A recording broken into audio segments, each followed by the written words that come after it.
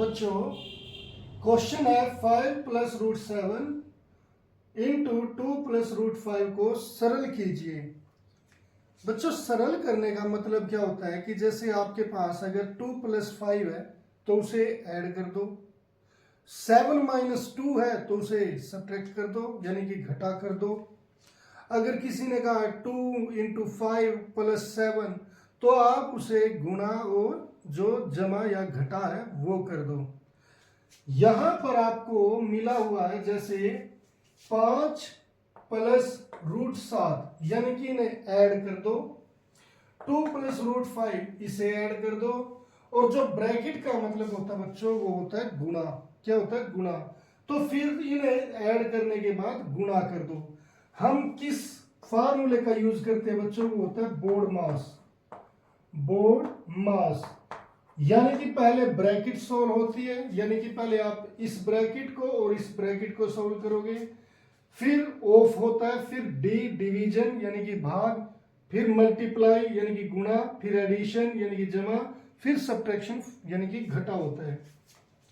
अब बच्चों अगर मैं पहले इस ब्रैकेट को देखता हूं, मैं 5 प्लस रूट 7 को देखता हूं तो क्या मैं इन्हें जोड़ सकता हूं? देखिए बच्चों ये एक अलग चीज है और ये एक टोटली अलग है। अगर ये ऐसे लिखी है तो आपको ऐसे ही लिखना पड़ेगा। ये सोल्ड यानी कि सरल रूप में ही लिखी गई है। दूसरा इसी तरीके से ये एक प्रीमेय संख्या और ये एक अप्रीमेय संख्या है, तो ये भी बिल्कुल ठीक रूप में ऐसे ही लिखी जाएगी। आप इसे बदल नहीं सकते, इसे इसमें जोड़ नहीं सकते। हाँ बच्चों अब ये जो ब्रैकेट का मतलब होता है ये होता है इनके बीच में गुणा का साइन।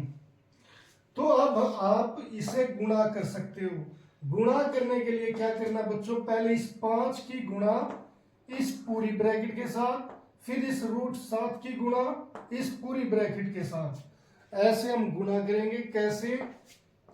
5 की गुणा इस पूरी ब्रैकेट के साथ 2 प्लस रूट 5, फिर प्लस रूट 7 की गुणा प्लस रूट 7 की गुणा इस पूरी ब्रैकेट के साथ। तो मैंने वैसे ही ये लिख दिया जो मैं बोल रहा हूं। अब बच्चों गुणा का मतलब फिर क्या है सरल करने में कि आपको इसे सरल यानी कि गुणा कर देना है। अब बच्चों इस 5 की गुणा पहले 2 के साथ, फिर इस 5 की गुणा रूट 5 के साथ, ऐसे ही रूट 7 की गुणा पहले 2 के साथ, फिर रूट 7 की गुणा रूट 5 के साथ। तो बच्चों यहां पर 5 की गुणा 2 के साथ, फिर ये प्लस है इस 5 की गुणा रूट 5 के साथ, फिर प्लस बच्चों यहां पर रूट 7 की गुणा 2 के साथ, फिर प्लस रूट 7 की गुणा रूट 5 के साथ। इस तरीके से बच्चों मैंने ये सब कुछ गुणा कर दिए।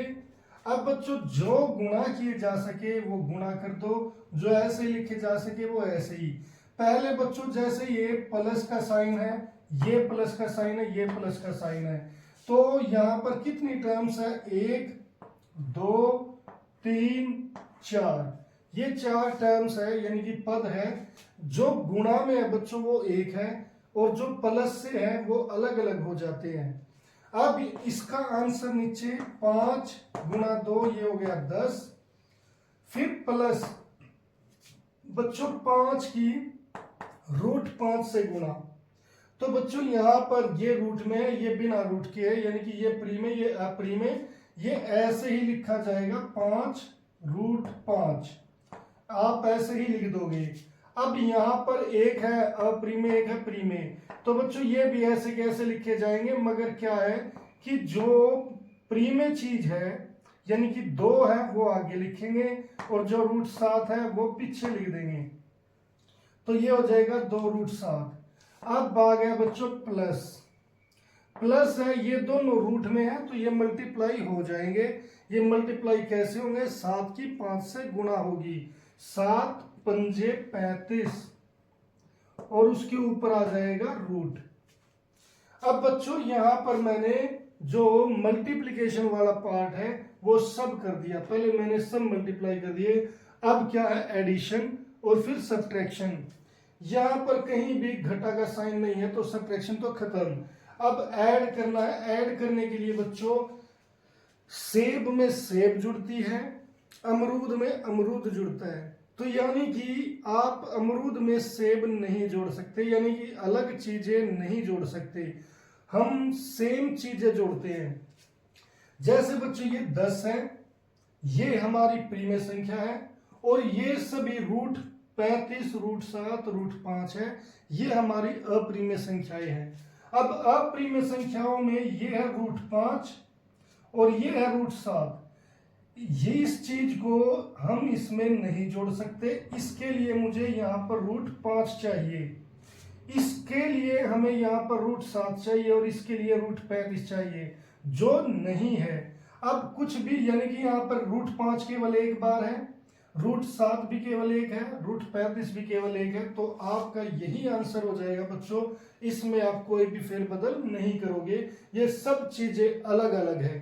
रूट 5 को आप सेब मान लो, रूट 7 को अमरूद मान लो और रूट 35 को संतरा मान लो।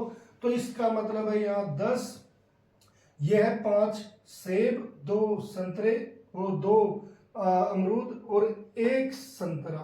इस तरीके से अलग अलग चीजें ये बच्चों। तो यही आंसर हो गया हमारा।